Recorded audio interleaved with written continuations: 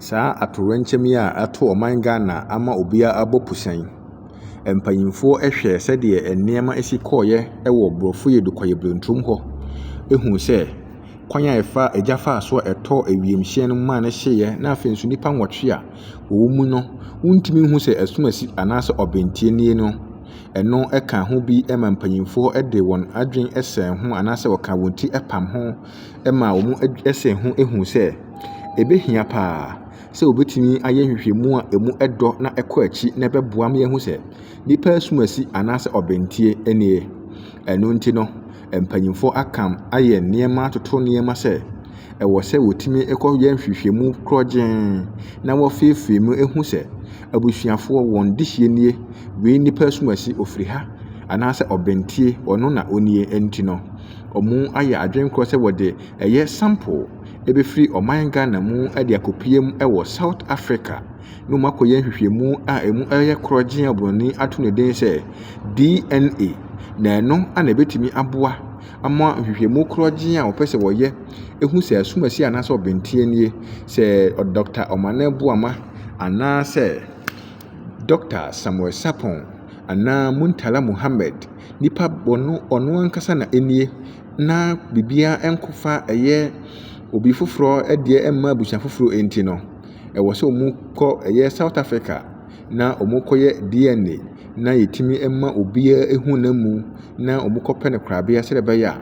ɛmfa ɛyɛ ɔhaw bi ɛmma daakye asɛm enti ɛno mpanyinfoɔ ɛyɛɛ no bibia atumi atotom din a ɔmo atumi ɛde sample no ekopiem ɛwɔ South Africa na afei nso kura mpo no ɔmo atumi akɔpɛ ne pomasibrɛ na ɛno akyi no ana nsɛntwerɛfoɔ ebopini onimonyamfoɔ Muntaka a wɔno ana yɛ Asoase MP na wɔno kuro yi asan yɛ Interior Minister ɛde ma ɔman Ghana ɛde no twe nkɔmmɔ na wɔno nso kyerɛ mu sɛ nyamea nim no kuro ni aseda na edi nkan kora ɔde bɛma ɛyɛ Ghanafoɔ nyinaa sɛ asɛm yi ɛbaeɛ yɛn nyinaa yɛaka eti afam ho baako a yɛpɛ ne pomasibrɛ na afei nso no mpanyinfoɔ ɛyɛ ntotoyɛ ne nhyehyɛeɛ ɛde akɔpiem ɛwɔ South Africa na afei koraa no ɔmo atumi aboa ama nhwehwɛmu korɔgyen atumi akɔ so na DNA ɔmo pɛ sɛ ɔmo ɛyɛ sɛ ɛbɛyɛ a yɛbɛhu abusua biara ne deɛ na ɛmfa wɔntwe ne mentime ho ase ne ntabantawa bi ɛmma no atumi aboa na sei ɛna wɔne nsɛntwerɛfoɔ twetwe nkɔmmɔ no ɔkaeɛ. Well, let's start by thanking the Almighty God for all He's done for us and thanking Ghanaians and all world wishers across the world for being with us and supporting us and having our back in prayers and all that in this most critical moment in our country's history. It is the first time we are having this kind of tragedy. And as you may all know, we are grateful to God that we were able to retrieve all the bodies. And they were brought up in Accra last night, as you all know. But to speed up the investigation, obviously we need to do further examination and investigation just for the avoidance of doubt. And some of the forensic that needs to be done, taking samples, how to be done outside the country. So that's why we are trying to fast track, and you see all that. We know that this evening the President will address the country and the world. So we hope that we will all be patient and wait for the President to address.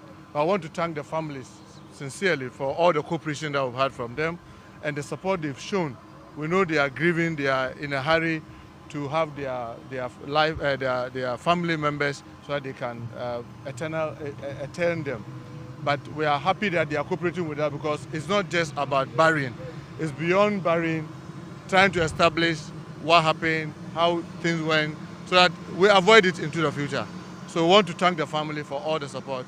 And together with the Health Minister, the Minister for Lands, who is now acting as the Defense Minister, we've been working around the clock just to speed up everything. And this is part of the process. So we are hoping that this will, when the President addresses the country, other further better particulars may be given. Thank you so much. You were in tears yesterday. How are you holding up? Well, aside everything, you are also a human being. So yes, we need to be able to hold on, to be able to move our country forward. You cannot control crying forever, but we want to assure the family we are with them. We share in their pain, we grieve with them, and we are hoping that the good Lord will strengthen all of us in this difficult time. Thank you. Leading the team to South Africa. Our forensic, the head of forensic at the police, CID. is the one leading that. And when are we expecting the result? Well, we are hoping that in the next 6-12 hours they will be able to give us some results. Thank you. Thank you very much. So that was the minister. abusuafoɔ na sɛsɛ no beebi adwumadie no ne mpɔmpɔnsoɔ aduru ɛne sɛ ɛwɔ sɛ ɔmo etimi ɛde samples a ɛmo nsa ɛkaeɛ no ekopiem ɛwɔ South Africa na ɔmo yɛ nhwehwɛmu korɔgyen sɛdeɛ onimonyamfo mu ntaka ɛkaeɛ no na biribiara ntimi ɛnkɔ yie na afei deɛ yɛmho ne poma sibrɛ na yɛbɛkɔ so asrɛ atiefoɔ sɛ wei o first time a wohwɛ Nkone TV a wobɛ subscribe ama yɛ ana wobɛ like na wa comment na wa share na biribiara akɔ so kamakama na yɛhyɛ bɔ sɛ update bia ɛbɛbɔ akyire bia no ɛyɛ ade a yɛmfa ɛnkame ɛyɛ yɛahwɛfoɔ anaasɛ yɛtiefoɔ yɛbɛma ma ɔso atimi ate ɛnyɛ ne nteɛ sɛ ɛnkyɛ bia no Ghana mampanyin His Excellency ɔbɛne Ghanafoɔ ɛbɛdi nkɔmmɔ na ɛno mu nso so yɛhyɛ mɔbɔ sɛ yɛde ɛno nso so ho pomasibrɛ ɛbɛbrɛ mu ama mahu sɛ de nneɛma esi ɛkɔ ɛyɛ ade a yɛnyɛ ne nteɛ sɛ nnwuma no nwɔtwe ya no ɔbɛgyina Ghana kasafidie kɛseɛ so ɛwɔ abankɛseɛ mu na wakasa ɛde akyerɛ ɔman Ghana for the first time since sɛ biribi no esiiɛ.